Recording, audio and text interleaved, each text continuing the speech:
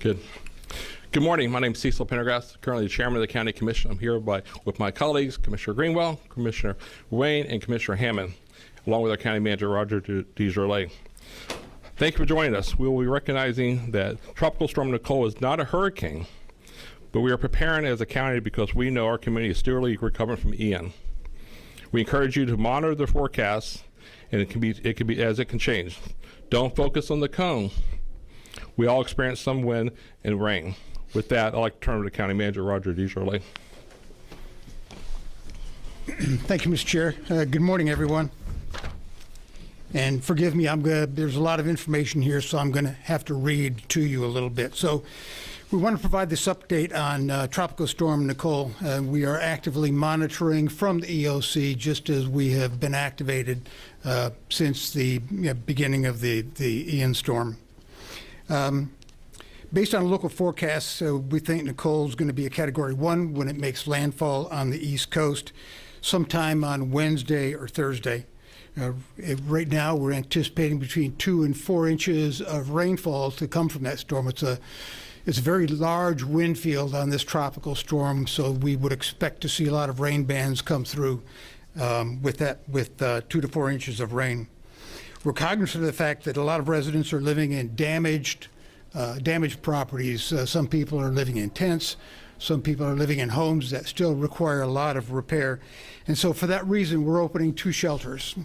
And the first one, shelter that we're opening today is the Alico Arena on FGCU campus. And that opens at 10 o'clock today. And that is a pet-friendly shelter.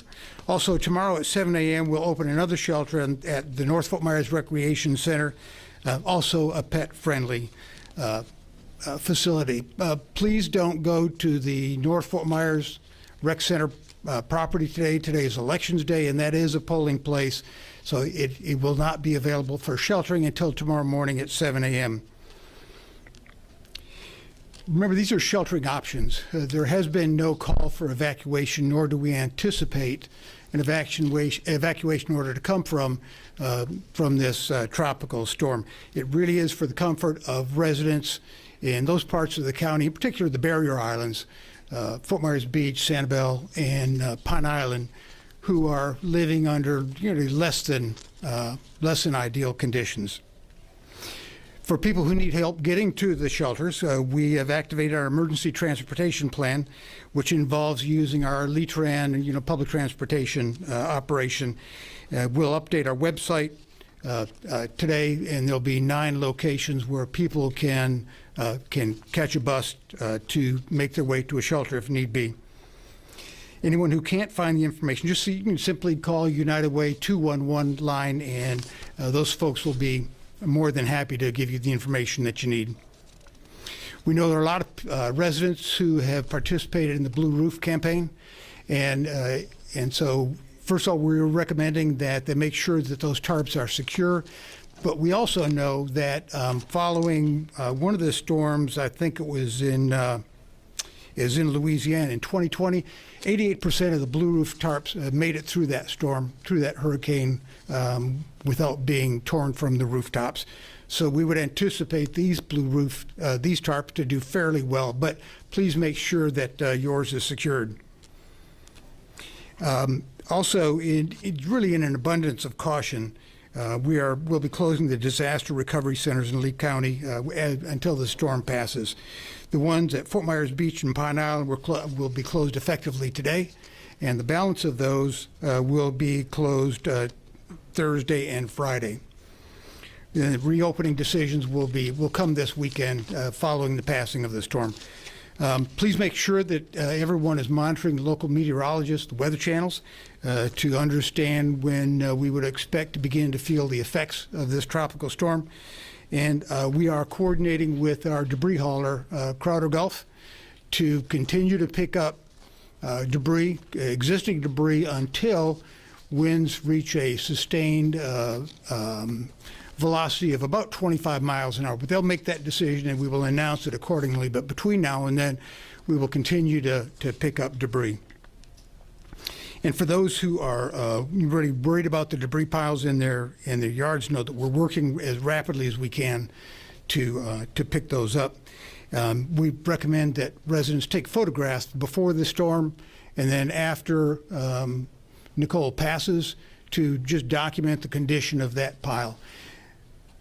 For the sake of FEMA reimbursement on these activities, should we have to spend additional money, these storms have to be documented separately, one from the other. We can't mix all the debris together, and so it will have that kind of an effect. Garbage and recycling collections will continue as on their regular schedule until winds reach a sustained 35 miles an hour. No decisions have yet been made about county offices, whether we will be open or closed. I think we will make that decision probably tomorrow morning at about 7 a.m. We are in constant contact with the cities and the school district as well. To my knowledge, as of this conversation, no one has made that decision yet. So just know that we, the EOC has never, we have never closed that operation based on the previous storm. We remain vigilant and will continue to monitor this storm, and we're committed to making sure you have all the information necessary to make good decisions and keep yourselves safe. So we'll answer questions, Mr. Chair. Any questions for the county manager this time? Do you anticipate with wind speeds, law enforcement or first responders being affected at all throughout Nicole? So the protocol on that is winds over 45 miles per hour, they take the vehicles off the road and close the bridges. I don't think we're going to see the winds over 45, but we'll have to watch the forecast over the next few days. And that's usually a protocol, 45 miles per hour or stronger, sustained winds for the law enforcement. Any other questions? Can you talk a little bit more about preparations you will be doing for the bridges, like the causeway or Mount Lachey's bridges and roads? Roger, you may update on FDOT, what they're doing with the causeways? I mean, it's up and running now. There'll be no limitation of access until the winds over 45 miles. Same thing, if the winds over 45, then there'll be obviously limited access to those bridges too. Any other questions? You mentioned for Roger or Cecil, you talked about the debris. Can you remember a precedent where there was this level of debris and cleanup still to go? We know the county's been prolific with cleanup, but can you compare this to anything in the past where residents have had to deal with the challenges of debris while dealing with a storm like Nicole? In all the years that I've been working in local government, which is a long time, there has never been an event like this one. I apologize. There has never been a storm like Ian that has created as much debris. The current estimates for the total volume is 10 million cubic yards, and could be even more than that. And by way of comparison, Hurricane Irma, I think we had something on the order of 2 to 2.5 million cubic yards, and we've already picked up way more than that. So no, nothing to compare it to. Any other questions today? What advice would you give residents that are still dealing with sort of the shell shock of Ian? You mentioned the homes that are still affected, some homes are still gutted, and you offered the shelters as temporary housing. For those residents that maybe feel a little reactive given what they just went through, any advice or suggestions for them? I think what's important is for, number one, people to secure their properties to the extent that they can.